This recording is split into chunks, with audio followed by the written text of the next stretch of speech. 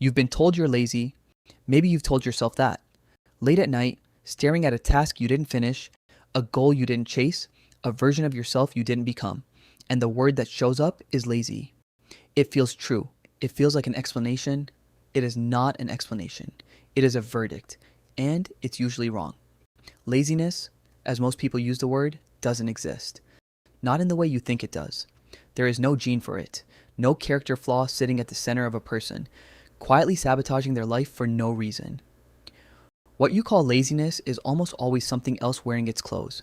And if you keep calling it laziness, you will keep treating the wrong problem. You'll keep trying to fix a moral failing that was never there, while the actual cause, fear, fatigue, confusion, a nervous system doing exactly what it was built to do, goes untouched. This is not a video about being easier on yourself. This is a video about being accurate, because you cannot solve a problem you've misdiagnosed, and most people have been misdiagnosing themselves for years. Here's the first thing to understand.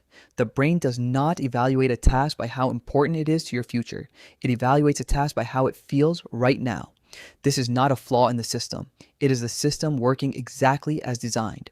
A nervous system built over hundreds of thousands of years to prioritize immediate safety and immediate reward over long-term abstraction. Your ancestors did not need a brain optimized for finishing quarterly reports. They needed a brain optimized for not starving, not freezing, not getting eaten. Long-term planning is a relatively new demand we're placing on very old hardware. So when you sit down to do something that feels boring, or difficult, or emotionally loaded, writing the email, starting the workout, opening the business plan, your brain doesn't calculate the future benefit. It calculates the present discomfort. And it looks for the nearest exit. That's not laziness. That's a threat avoidance system doing its job a little too well in a world it wasn't built for. Researchers who study procrastination, people like Dr. Tim Teichel, who spent decades on this exact question, found something that surprises most people. Procrastination is not a time management problem. It is an emotion regulation problem. You are not bad at scheduling. You are managing an unpleasant feeling in the present moment, at the direct expense of the person you will be tomorrow. Read that again because it changes everything. You are not failing to act. You are succeeding at avoiding discomfort. The mechanism works perfectly. It's just aimed at the wrong target. Now here's the part almost nobody wants to admit. A huge amount of what looks like laziness is actually fear, dressed up so well that even the person feeling it doesn't recognize it. Fear of starting something and being bad at it. Fear of finishing something and having it judged. Fear of trying your hardest and discovering your hardest wasn't enough. So the mind does something quietly brilliant and quietly cruel. It stops you before any of that can happen. If you never start the business, it can never fail. If you never finish the manuscript, it can never be rejected. If you never step on the scale, the number can never disappoint you. Inaction becomes a form of self-protection, not weakness. Protection. The person avoiding the task is not choosing comfort over ambition. They are choosing a known, tolerable disappointment. I didn't try over an unknown, potentially devastating one. I tried and I wasn't enough. This is why willpower lectures don't work on this kind of avoidance. You cannot outdiscipline a fear you haven't named. Telling someone gripped by this kind of avoidance to just do it is like telling someone standing at the edge of a cliff to just jump without ever asking why they're afraid of falling. The work is not motivation. The work is naming the fear specifically enough that it loses its camouflage. Not, I'm scared to start the business until, but I'm scared that if I start the business and it fails, it will confirm something I already suspect about myself. That sentence is uncomfortable. It is also the beginning of the only kind of progress that lasts. There is a second force at work, and it has nothing to do with fear. It's simpler than that and almost embarrassingly common. The brain cannot act on a task it cannot see clearly. Clean the house is not a task. It is a category containing hundreds of invisible micro decisions. What counts as clean, where to start, how long it will take, what to do with the thing you don't know where it goes. Faced with that much undefined territory, the brain does what it always does when a threat is unclear and undefined. It hesitates. It waits. It looks for more information that will never come because the task was never actually defined in the first place. This is not laziness. This is a targeting problem. The brain needs a single, visible, physically achievable next action.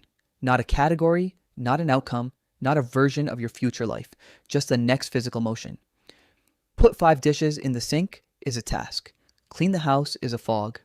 Open the document and write one paragraph is a task. Write the book is a fog. Put on running shoes and walk to the end of the street is a task. Get in shape is a fog. People don't stall because they're weak. They stall because they're standing in fog, waiting for clarity that only comes from moving. The irony is that clarity is downstream of action, not upstream of it.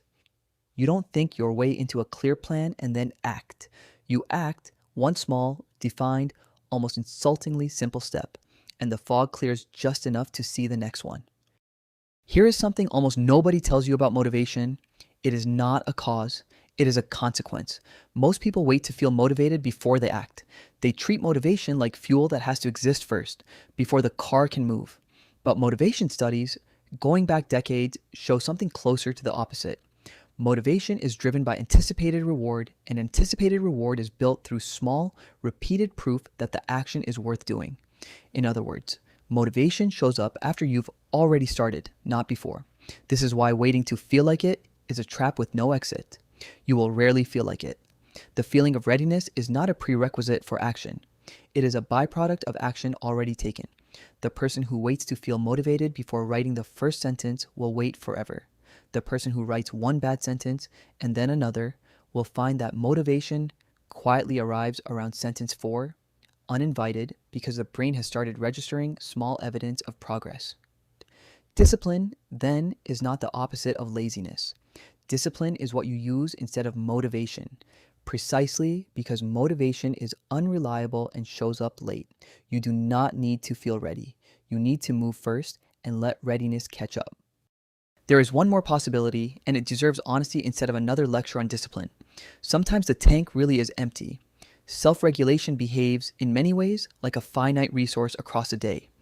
Every small decision, what to wear, what to eat, how to respond to a difficult message, whether to speak up in a meeting, draws from the same well. By evening, that well can run low, and what looks like laziness is often just depletion. Add poor sleep, chronic stress, or an unaddressed physical or emotional load, and the capacity for self-regulation shrinks even further.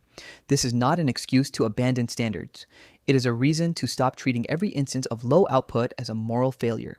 A person running on 4 hours of sleep and 3 consecutive high-stress days is not lazy for struggling to start a hard task.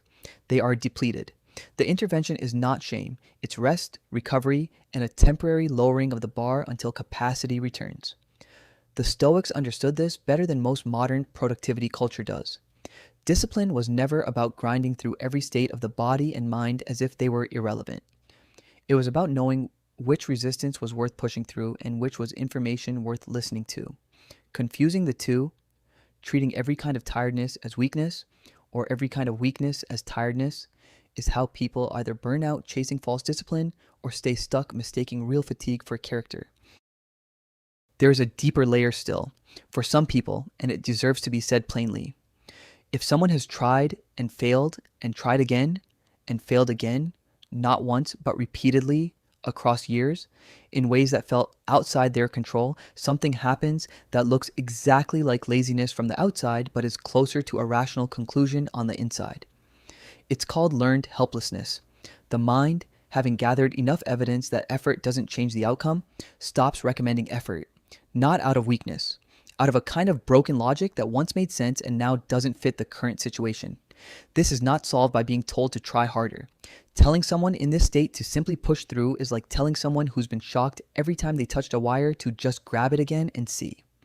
The nervous system has learned a lesson and it will not unlearn it because of a pep talk. What actually helps is small, low-stakes proof that effort can still work. Tiny wins, deliberately chosen to be almost impossible to fail at. Repeated until the old evidence gets outweighed by new evidence. This is slow. It is not glamorous. It is also the only thing that actually works. If this section describes you, hear this clearly. The absence of effort you're seeing in yourself is not proof you're broken. It's proof you learned something in a specific context that no longer applies, and it can be unlearned the same way it was learned, slowly, through evidence, not through force. So if it isn't laziness, what is discipline? It is not the absence of resistance. It is not a personality trait some people are born with and others aren't. Discipline is the quiet practice of designing your environment and your next action so precisely that resistance never gets a vote. It's naming the fear instead of letting it operate in disguise. It's replacing the fog of a vague goal with one visible, physical next step. It's moving before you feel ready, because readiness was never going to arrive first. It's telling the difference between resistance worth pushing through and depletion worth respecting.